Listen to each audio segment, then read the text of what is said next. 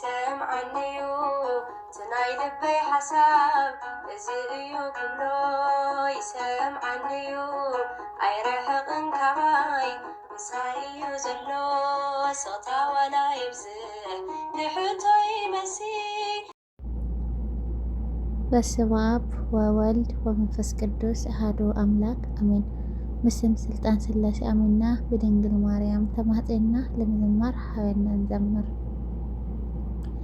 አቡነ አረጋዊ ጻድቅ ባህታዊ አቡነ አረጋዊ ጻድቅ ባህታዊ ከም ሰብ ተወሊዱ ገብሩ ሰማያዊ ከም ሰብ ተወሊዱ ገብሩ ሰማያዊ ገብሩ ሰማያዊ አቡነ አረጋዊ ጻድቅ ባህታዊ አቡነ አረጋዊ ጻድቅ ባህታዊ ከም ሰብ ተወሊዱ ገብሩ ሰማያዊ ከም ሰብ ተወሊዱ ገብሩ ሰማያዊ ገብሩ ሰማያዊ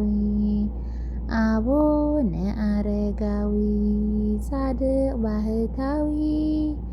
አቡነ አረጋዊ ጻድቅ ባህታዊ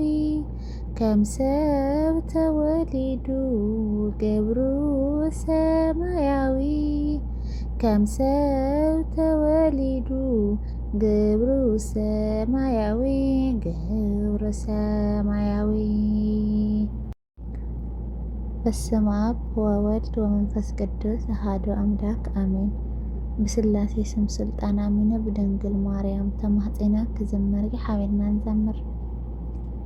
ኣብ ድንኳነይ ዕልልታ ምሉእ እዩ ኣብ ድንኳነይ ዝማሬ ምሉእ እዩ ኣብ መንነተይ እውን እግዚኣብሔር ዓብዪ እዩ ኣብ ድንኳነይ ዕልልታ ምሉእ እዩ ኣብ ድንኳነይ ዝማሬ ምሉእ እዩ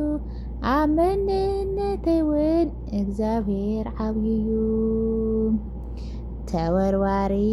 ፍላጻ ጸላኢ ጋረደለይ ኮይኑኒ መሕብኢ በቲ ርሩብ በቲ ፈታውየይ ሰላም ኮይኑ ኣብ ውሽጢ ቤተይ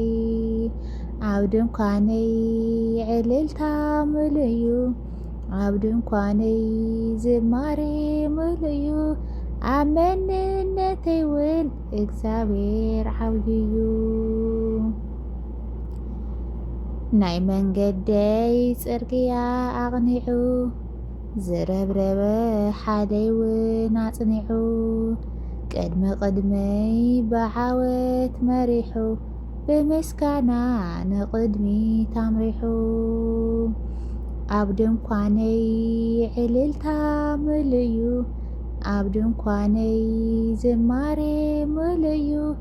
ኣብ መንነተይ እውን እግዚኣብሔር ዓብዪ እዩ ከይነዓቐ ሓጢአተኛ ኢሉ ሙሉእ ሰብየ ጎደሎ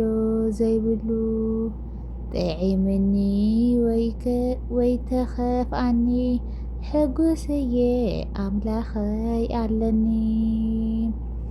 ኣብ ድንኳነይ ዕልልታ ምሉእ እዩ ኣብ ድንኳነይ ዝማሬ ምሉእ እዩ ኣብ መንነተይ እውን እግዚኣብሔር ዓብዪ እዩ ምምራርን ምጉሩብማም ገዲፈዮ አንደበተይ ቅኔ መሊአዮ እንክፈራርቕ ብርሃንን ጸልማትን ካብ ምስጋና ኣነሳ ይዕርፍን ኣብ ድንኳነይ ዕልልታ ምሉእ እዩ ኣብ ድንኳነይ ዝማሬ ምሉእ እዩ ኣብ መንነተይ እውን እግዚኣብሔር ዓብዪ እዩ ተወርዋሪ ፍላጻ ጸላኢ ጋረደለይ ኮይኑኒ መሕብኢ በቲ ሩሩብ በቲ ፈታውየይ ሰላም ኮይኑ